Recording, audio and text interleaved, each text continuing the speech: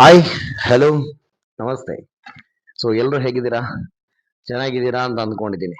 So ಇವತ್ತಿನ big boss ವಿಡಿಯೋದಲ್ಲಿ ಏನ್ ಮಾತಾಡ್ಬೇಕು ಅಂದ್ರೆ, ಇವತ್ತಿನ ಬಿಗ್ ಬಾಸ್ ಅಲ್ಲಿ ತುಂಬಾ ಮಾತಾಡ್ಲಿಕ್ಕಿದೆ ಆಕ್ಚುಲಿ. ಸೊ ಬಿಗ್ ಬಾಸ್ ಅಲ್ಲಿ ನಿನ್ನೆ ಉಳಿದಂತಹ ಜಗಳ ಅಂದ್ರೆ ಶಿಶಿರ್ ಅವರು ಅವರಿಗೆ ತುಂಬಾ ಬೇಜಾರಾಯ್ತು. ಸೊ ಅದು ಏನೇ ಆಗಿರ್ಲಿ, ಆಟನೂ ಆಗಿರ್ಬೋದು, ಸ್ಟ್ರಾಟರ್ಜಿನೂ ಆಗಿರ್ಬೋದು. ಯಾರೋ ಒಬ್ರು ಕಮೆಂಟ್ ಅಲ್ಲಿ ನನ್ಗೆ ಕೇಳಿದ್ರು, ಮಂಜಾ ಅವರು ಮಾಡಿದ್ದು ಸ್ಟ್ರಾಟರ್ಜಿ ಆದ್ರೆ ಚೈತ್ರ ಅವ್ರದ್ದು ಅವ್ರದ್ದು ಹೆಂಗ್ ತಪ್ಪಾಗುತ್ತೆ ಅಂತ.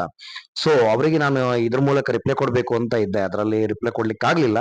ಸೊ ಏನು ಅಂದ್ರೆ, ಅಲ್ಲಿ ಇವರು ನಮ್ಮ ಮಂಜಣ್ಣ ಅವರು ಎಲ್ಲದರಲ್ಲೂ ಸ್ಟ್ರಾಟರ್ಜಿ ಮಾಡ್ತಾ ಇದ್ದಾರೆ. ಇವರು ಗೌತಮಿ ಅವರು ಇರ್ಲಿ ಅಥವಾ ಆ ಮೋಕ್ಷಿತ್ ಅವರು ಇರ್ಲಿ, ಸ್ಟ್ರಾಟರ್ಜಿ ಮಾಡ್ತಾ ಇದ್ದಾರೆ. ಅಲ್ಲಿ ಅವರು ಮಾಡಿದ ಕೂಡಲೇ ಬಂದು ನಾನಂದ್ರೆ ಗೇಮಿಗೋಸ್ಕರ ಮಾತ್ರ ಅಂತ ಹೇಳಿ ಅವರನ್ನ ಇದ್ ಮಾಡ್ತಾ ಇದ್ದಾರೆ. ಇಲ್ಲಿ ನಾಮಿನೇಷನ್ ಪ್ರಕ್ರಿಯೆಯಲ್ಲಿ ಅವರು ಏನ್ ಮಾಡಿದ್ದಾರೆ ಅಂತ ನೀವು ನೋಡಿದ್ದಿದ್ರೆ ಆ ಕ್ವಶನ್ ಅನ್ನು ನೀವು ನನಗೆ ಕೇಳ್ತಾ ಇರ್ಲಿಲ್ಲ. ಯಾರು ಅಂದ್ರೆ ಹೆಸರು ಮರ್ತೋದೆ ಅವ್ರದ್ದು. ಸೊ ಅವ್ರು ಕೇಳಿದ್ರು, ಅಲ್ಲಿ ಇರೋ ನಮ್ಮ ಮಂಜಣ್ಣ ಅವರು ಮಾಡಿದ್ದು ಸ್ಟ್ರಾಟರ್ಜಿ ಆದ್ರೆ ಇಲ್ಲಿ ಚೈತ್ರ ಅವರು ಮಾಡಿದ್ದು ಸ್ಟ್ರಾಟರ್ಜಿ ಅಲ್ವಾ ಅಂತ. ಸೊ ಒಬ್ರಿಗೆ ಒಂದು ನಾವು ಪ್ರಾಮಿಸ್ ಮಾಡ್ತೇವೆ, ಆ ಪ್ರಾಮಿಸ್ ಅನ್ನ ಅಟ್ ದ ಸೆಕೆಂಡ್ ಅಂದ್ರೆ ನಮ್ಗೆ ಗೊತ್ತಿರುತ್ತೆ ಅವರು ವೀಕಲ್ಲಿ ಆಡ್ಲಿಕ್ಕೆ ಇಲ್ಲ, ಅವರು ಮುರಿದು ಟಾಸ್ಕ್ ಅನ್ನು ಸಿಂಗಲ್ ಆಗ್ತಾರೆ ಅಂತ ಗೊತ್ತಿದ್ದು ಅವರನ್ನ ಆಟದಿಂದ ಹೊರಗಿಡೋದು ಸ್ಟ್ರಾಟರ್ಜಿ ಅಂತ ನನಗೆ ಅನ್ಸಲಿಲ್ಲ. ಸೊ ಒಂದ್ ಕಡೆ ನಿನ್ನೆ ಎಪಿಸೋಡ್ ಕರೆಕ್ಟ್ ಆಗಿ ನೋಡಿದ್ರೆ ನಿಮ್ಗೆ ಅರ್ಥ ಆಗ್ತಿತ್ತು. ಆ ಚೈತ್ರ ಅವರು ಹೊರಗಡೆ ಬಂದ್ರು, ಚೈತ್ರ ಮತ್ತು ಶಿಶಿರ್ ಅವರು. ಅದು ಮಂಜಾ ಅವರು ದಾಳಿ ಮಾಡ್ತಾ ಇದ್ರು. ಅವಾಗ ಚೈತ್ರ ಅವರು ಹೇಳ್ತಾರೆ, ಮಂಜಣ್ಣ ಬಿಡ್ಬೇಡಿ, ಮಂಜಣ್ಣ ಬಿಡ್ಬೇಡಿ, ಯಾರನ್ನೋ ಬಿಡ್ಬೇಡಿ, ಯಾರು ಆಟ ನಾವು ಹೊರಗಡೆ ಇದ್ದೀವಿ, ಯಾರು ಎಲ್ಲರೂ ಹೊರಗಡೆ ಬರ್ಬೇಕು ಅಂತ ಹೇಳ್ತಾರೆ. ಸೊ ಕೇಳಿಸಿದ್ರೆ ನಿಮ್ಗೆ ಕರೆಕ್ಟ್ ಆಗಿ ಗೊತ್ತಿರ್ಬೋದು. ಸೊ ಅಲ್ಲಿ ಆತರ ಮಾತಾಡಿದ ಚೈತ್ರ ಇಲ್ಲಿ ಶಿಶಿರ್ ಅವರನ್ನ ಹೊರಗಡೆ ಇಡುವುದು ಎಷ್ಟು ಸರಿ ಅಂತ ನನ್ನ ನನ್ನ ಅನಿಸಿಕೆ. ಇದು ನನ್ನ ಇವಾಗ್ಲೂ ನಿಮ್ಗೆ ಅದು ಸ್ಟ್ರಾಟರ್ಜಿ ತರ ಕಾಣ್ತಾ ಇದೆಯಾ? ಓಕೆ, ಮೇ ಬಿ ಆಗಿರ್ಲಬಹುದು, ನನ್ಗೆ ಏನದು ತಪ್ಪು ಕಲ್ಪನೆ ಆಗಿರ್ಬೋದು.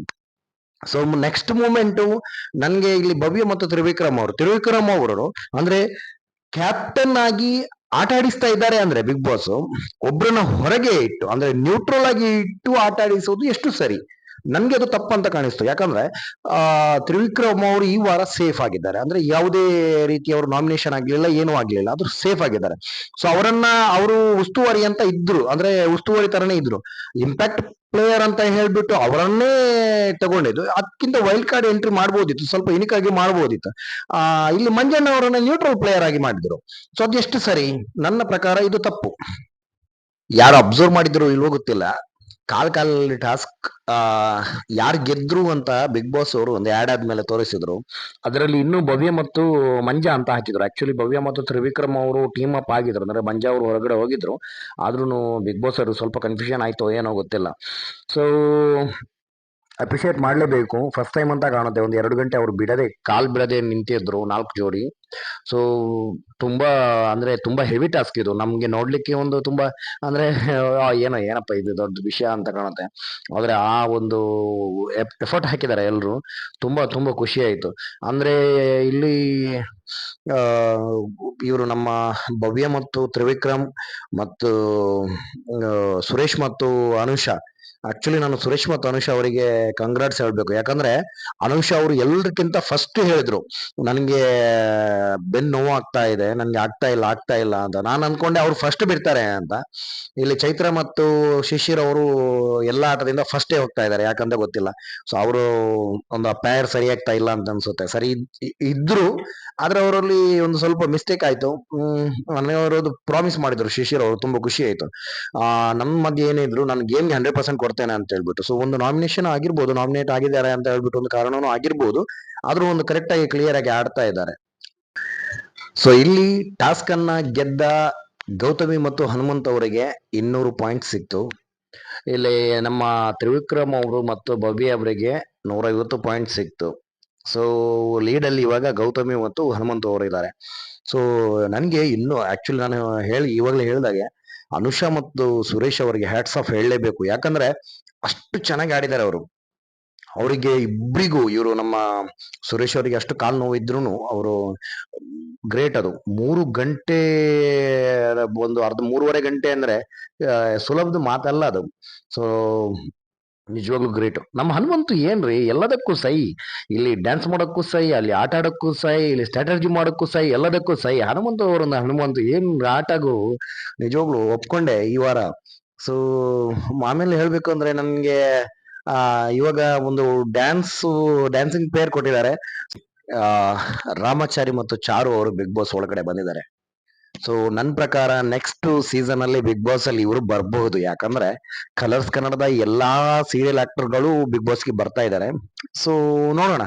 ಅದೇನೇ ಇರ್ಲಿ, ನನಗೆ ತ್ರಿವಿಕ್ರಮ್ ಅವರ ಸ್ಟೋರಿ ಕೇಳ್ಬಿಟ್ಟು ನನಗೆ ತುಂಬಾ ಬೇಜಾರಾಯ್ತು. ಅಂದ್ರೆ ನನ್ಗೆ ಅವರು ಹೇಳಿದ್ದಾರೆ ಅಂತ ಹೇಳಿದ್ರು, ನನ್ಗೆ ಗೊತ್ತಿರ್ಲಿಲ್ಲ. ಅಂದ್ರೆ ನನ್ಗೆ ಪರ್ಸನಲ್ ಆಗಿ ಹೇಳೋದಾದ್ರೆ ಅವರು ಬಿಗ್ ಬಾಸ್ ಅಲ್ಲಿ ವೇದಿಕೆಯಲ್ಲಿ ಹೇಳಿದ್ದಾರೋ ಇಲ್ವೋ ಅಂತ ನನ್ಗೆ ನೆನಪಿಲ್ಲ. ಬಟ್ ಇವತ್ತು ಹೇಳುವಾಗ ಕಣ್ಣಲ್ಲಿ ನೀರ್ ಬಂತು ರೀ. ಅಂದ್ರೆ ಅಷ್ಟು ಒಂದು ಪೈನ್ ಅನ್ನು ಇಟ್ಕೊಂಡು ಕೂಡ ಅವರು ಇಷ್ಟು ಆಟ ಆಡ್ತಾ ಇದ್ದಾರೆ ಅಂದ್ರೆ ಗ್ರೇಟ್. ಅಂದ್ರೆ ಡಾಕ್ಟ್ರು ಒಂದು ಕಡೆ ಕೈಯನ್ನೇ ತೆಗಿಬೇಕು ಅಂತ ಇದ್ದ ಕೈಯಲ್ಲೇ ಇವರು ಇವತ್ತು ಇಷ್ಟೆಲ್ಲ ಇದ್ ಮಾಡ್ತಾ ಇದಾರೆ ಅಂದ್ರೆ ಅವ್ರಿಗೆ ಹೆಡ್ಸಪ್ ಹೇಳಬೇಕು. ಅಂದ್ರೆ ಒಂದು ಪೇಷನ್ಸ್ ಬೇಕು ಅಷ್ಟು ಇದು ಮಾಡೋಕೆ. ಅಂದ್ರೆ ಅವ್ರು ಜಿಮ್ಗೆ ಹೋಗ್ಬಿಟ್ಟು 30 kg ಎತ್ಬಿಟ್ಟು ಅದೇ ಡಾಕ್ಟರ್ಗೆ ಫೋಟೋ ಕಳಿಸಿದ್ದಾರೆ ಅಂದ್ರೆ ಒಂದು.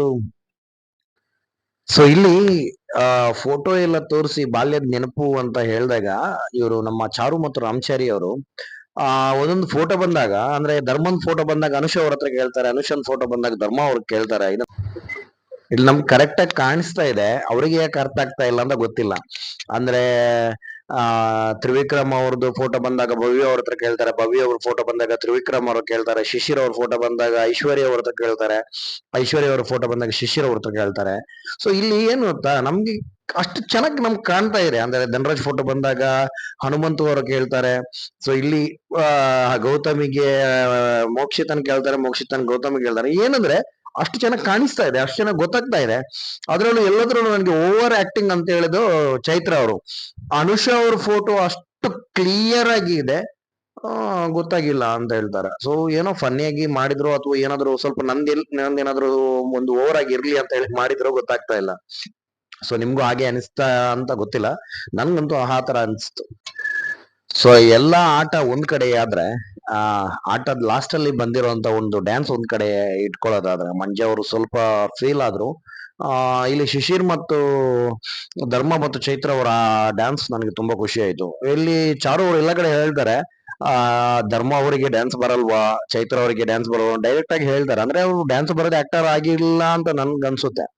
ಸೊ ಇದೆಲ್ಲವನ್ನು ಪಕ್ಕಕ್ಕೆ ಇಟ್ರೆ ಈ ವಾರದ ನಾಮಿನೇಟ್ ಅಂದ್ರೆ ವೋಟಿಂಗ್ ಅನ್ನ ಯಾರು ಅಬ್ಸರ್ವ್ ಮಾಡಿದಾರೋ ಇಲ್ಲವೋ ಗೊತ್ತಿಲ್ಲ. ವೋಟಿಂಗ್ ನಿನ್ನೆ ಒಂದು ಎಪಿಸೋಡ್ ಇಂದ ವೋಟಿಂಗ್ ಎಲ್ಲ ಅಲ್ಲೋಲ ಕಲ್ಲೋಲ ಆಗಿದೆ. ಎಲ್ಲ ನಿಮ್ ಮುಂದೆ ಇದ್ದವರು ಅಂದ್ರೆ ಟಾಪ್ ಅಲ್ಲಿ ಇದ್ದವರು ಎಲ್ಲ ಕೆಳಗಡೆ ಬಂದಿದ್ದಾರೆ. ಇವನ್ ಗೌತಮಿ ಅವರು ಕೂಡ ಕೆಳಗಡೆ ಬಂದಿದ್ದಾರೆ. ಸೊ ಎಲ್ಲ ಅಬ್ಸರ್ವ್ ಮಾಡಿದಾರೆ ಎಲ್ಲೂ ಗೊತ್ತಿಲ್ಲ. ಸೊ ಈಗ ಟಾಪ್ ಅಲ್ಲಿ ಹನುಮಂತ ಅವರಿದ್ದಾರೆ. ನೋಡೋಣ ಈ ವೀಕ್ ಅಲ್ಲಿ ಏನೇನ್ ಆಗುತ್ತೆ ಅಂತ ಹೇಳಿ. ಸೊ ಟೇಕ್ ಕೇರ್ ಗೈಸ್, ಬಾಯ್.